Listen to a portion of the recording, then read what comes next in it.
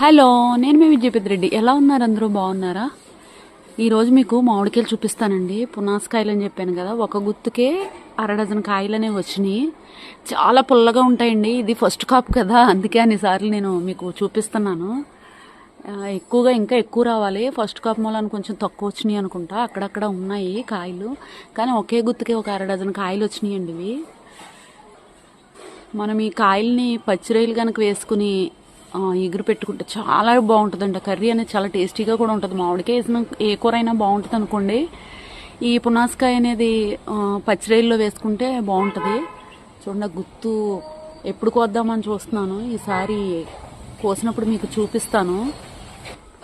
పండించేవి కొన్నైనా ఆ కాయలు చూస్తూ ఉంటే కొంచెం హ్యాపీగా అనిపించి మనం ఆ కాయల వైపు ఎక్కువ సార్లు చూసుకుంటాం కదా. ఫస్ట్ కాపు కదండి, వచ్చిన అయిన కాయల్లో ఒక్కొక్కరికి ఇస్తూ వస్తున్నాను.